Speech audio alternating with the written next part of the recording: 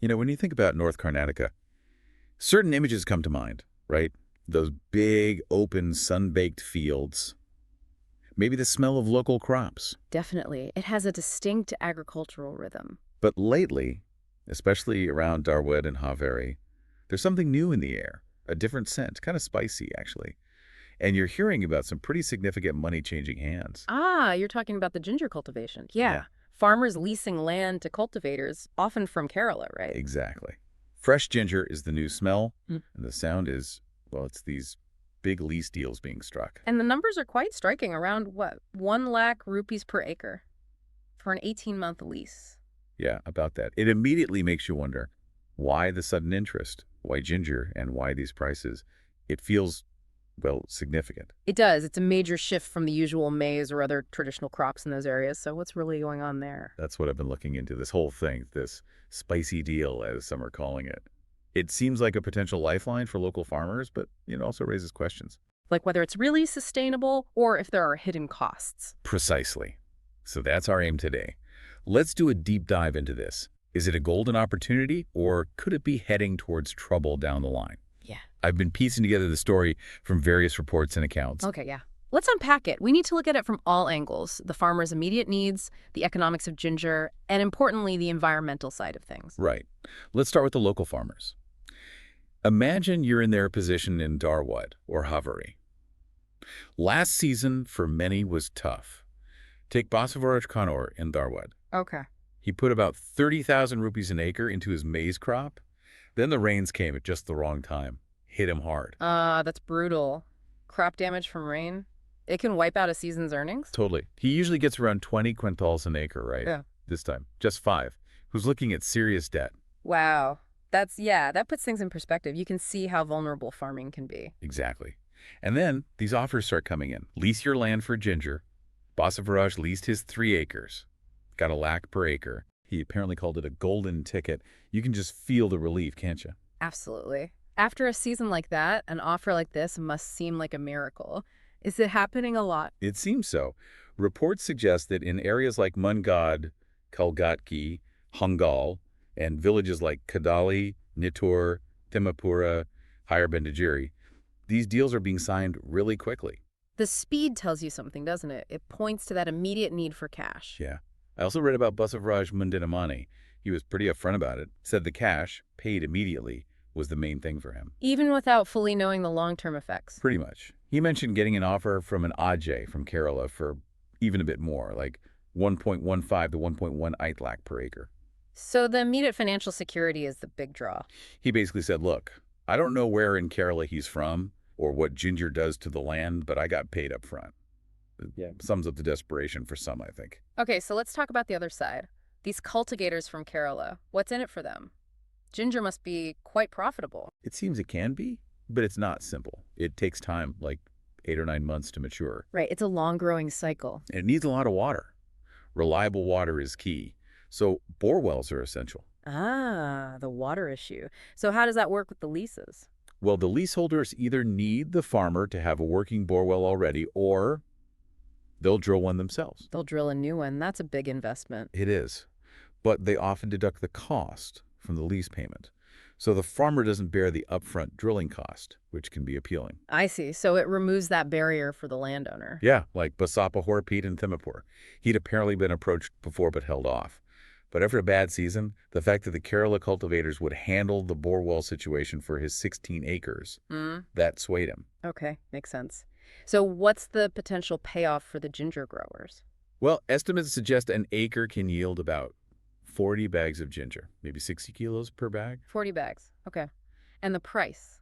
It varies, of course, but maybe around 1,600 rupees a bag, potentially up to 2,100. So do the math. It's a decent potential gross revenue per acre. Right, potentially quite lucrative. But what about the costs to grow it? That's the flip side. The cultivation costs are apparently enormous, like 6 lakh rupees per acre. 6 lakh per acre. Wow. What drives those costs so high? Inputs, massive amounts. They use loads of chicken manure. For starters, maybe 50 bags an acre. Chicken manure. Okay, for nutrients, I guess. Yeah, organic matter. But then there were also significant costs for chemical fertilizers and, crucially, pesticides. Ginger seems quite susceptible to diseases. So very input-heavy farming. Which brings us to the soil, doesn't it? What does this intensive process do to the land? Exactly. And this is where it gets contentious. There are some pretty strong warnings out there. People point to experiences in Chikkamagaluru, Hassan, Kodagu. Other parts of Karnataka where ginger farming became widespread? Yeah. And the reports from there are concerning talk of land becoming infertile, water sources getting contaminated because of all the chemical use. That sounds serious, like a long-term degradation of the land. It does. I saw a statement from Krishna Prasad of Sahaja Samruddha. He was very clear. He said, basically, ginger brings money now, sure, but it's exploitation. It contaminates water, ruins the soil. Farmers think they're getting rich, but they're effectively selling their future. That's a powerful indictment, exploitation of the resource base. It is. But then there's another perspective. I came across comments from a senior scientist at the University of Agricultural Sciences in Dharwad. They didn't want to be named, but Okay. What did they say? they suggested their research indicates ginger can actually enrich the soil because of all that farmyard manure, the organic stuff being added. Enrich it. How? By improving soil structure, adding nutrients, they suggested it could even lead to better yields for the next crop, like maize, potentially without needing extra fertilizer. Huh. That's completely different. So manure helps, chemical inputs hurt? Is that the idea? Kind of. But, and this is really important, the same scientists also flagged major downsides. They acknowledged the risk of chemical residues building up in the soil. Right, from the pesticides and fertilizers. Exactly. And water contamination from all the heavy irrigation needed for ginger. That's still a big risk, Yeah. especially for nearby water bodies. So even if the manure helps the soil structure in some ways, the chemical load and water use are still significant problems. It's not a simple good or bad. Not at all. It sounds like a very tricky balance, or maybe an imbalance. And those bore wells we mentioned are right at the heart of it. Definitely. Access to groundwater is non-negotiable for these deals. Remember Pasavraj Mandanami? The one who took the upfront cash? Yeah. He apparently invested over 2 lakh rupees himself to get a bore well drilled. The expectation was it would help him earn around 6.5 lakh from the lease. Okay, so from his immediate financial viewpoint, that calculation makes sense. Invest 2 lakh, get 6.5 back over 18 months. Looks good on paper, short term. But then you zoom out. Think about Karnataka's overall groundwater situation. It's already stressed in many areas. Yeah, over-extraction is a known issue. And ginger is thirsty. Extremely thirsty. It's like inviting a guest who drinks way more than their share of your limited water supply.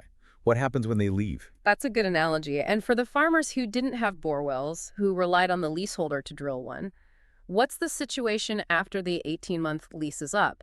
Is the water table depleted? Is their land still viable for their usual crops? Huge questions. And right now, it seems like there aren't clear answers for them.